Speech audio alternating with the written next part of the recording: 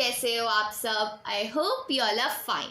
तो दोस्तों, आज मैं आपको सुनाने वाली हूँ एक बहुत ही प्रसिद्ध और बहुत ही अच्छी कहानी जो शायद आपने सुनी होगी, लेकिन ये कहानी ऐसी है कि हम इसे 10 बार क्यों ना सुन ले, मज़ा फीका ही नहीं पड़ता। तो कहानी है लकड़हारा और सुनहरी कुल्हाड़ी की कहानी, the wood cutter and the golden egg story.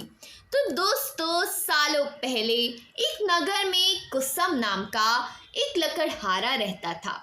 वो रोज जंगल लकड़ी काटने के लिए जाता और उन्हें बेचकर जो कुछ पैसे मिलते उससे अपने लिए खाना खरीद लेता था।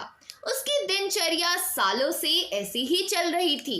एक दिन लकड़हारा जंगल में बहती एक नदी के बगल में लगे एक पेड़ की टहनियों को काटने के लिए उस पर चढ़ा। उस पेड़ की लकड़ी काटते काटते उस लकड़हारे की कुल्हाड़ी नीचे गिर गई। तेजी से लकड़हारा पेड़ से उतरा और अपनी कुल्हाड़ी को ढूंढने लगा। उसे लगा कि नदी के आसपास उसकी कुल्हाड़ी गिरी होगी और ढूंढने पर मिल जाएगी।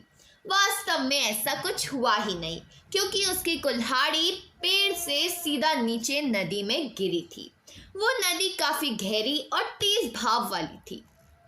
आधे से 1 घंटे तक लकड़हारा अपनी कुल्हाड़ी को ढूंढता रहा, लेकिन जब लकड़ी नहीं मिली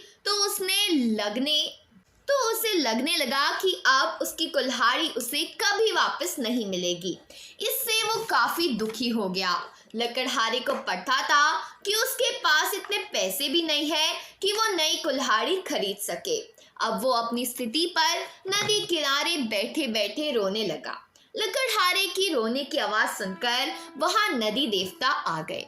उन्होंने लकड़हारे से पूछा, बेटा क्या हो गया, तुम इतना क्यों रो रहे हो? कुछ खो दिया है तुमने इस नदी में? नदी के देवता के सवाल सुनते ही लकड़हारे ने उन्हें अपनी कुल्हाड़ी गिरने की कहानी सुना दी। नदी के देवता ने पूरी बात सुनते ही कुल्हाड़ी को ढूंढने में लकड़हारे की मदद करने की बात कही और वहां से चले गए।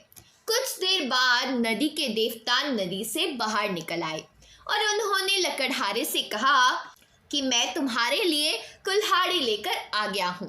नदी के देवता की बातें सुनकर लकड़हारे के चेहरे पर मुस्कान आ गई। तभी लकड़हारे ने देखा कि नदी के देवता ने अपने हाथों में सुनहरे रंग की कुल्हाड़ी ले रखी है। दुखी मन से लकड़हारे ने कहा, यह सुनहरी सोने की कुल्हाड़ी मेरी तो बिल्कुल भी नहीं है। यह सोने की कुल्हाड़ी जरूर किसी अमीर इंसान की रही होगी।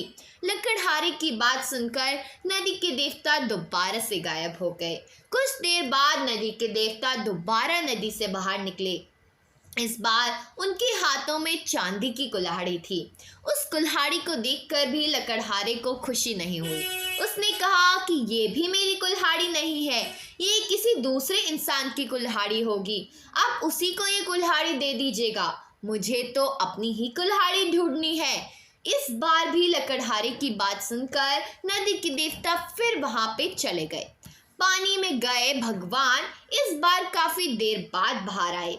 अब देवता को देखते ही लकड़हारे के चेहरे पर बड़ी सी मुस्कान आई। उसने नदी के देव से कहा कि इस बार आपके हाथ में लोहे की कुल्हाड़ी है और लग रहा है कि ये मेरी ही कुल्हाड़ी है। ऐसी ही कुल्हाड़ी पेड़ काटते समय मेरे हाथ से नीचे गिर गई थी। आप ये कुल्हाड़ी मुझे दे दीजिए और दूसरी कुल्हाड़ियों को उनके असली मालिक तक पहुंचा दीजिएगा।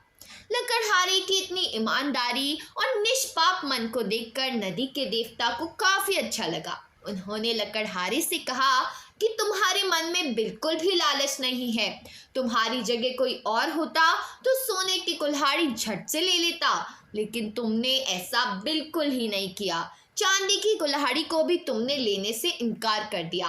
तुम्हें सिर्फ अपनी लोहे की ही कुल्हाड़ी चाहिए थी। तुम्हारे इतने पवित्र और सच्चे मन से मैं काफी प्रभावित हूँ।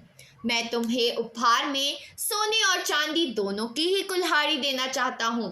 तुम अपनी लोहे की कुल्हाड़ी के साथ इन्हें भी अपने पास अपनी ईमानदारी के तौर में रख लो। तो दोस्तों कहानी तो इतनी ही थी, लेकिन कहानी से जो हमें सीख मिलती है वो है बहुत ज़्यादा बड़ी। है तो छोटी सी सीख, लेकिन उसका मतलब बहुत बड़ा। ईमानदारी से बड़ी दौलत इस दुनिया में कुछ नहीं है। अच्छे ईमान वाले इंसान की चारों तरफ प्रशंसा होती है। तो दोस्तों जितना हो सके ऑनेस्टी से ही जिए और आपकी ज़िंदगी बहुत अच्छी चलेगी।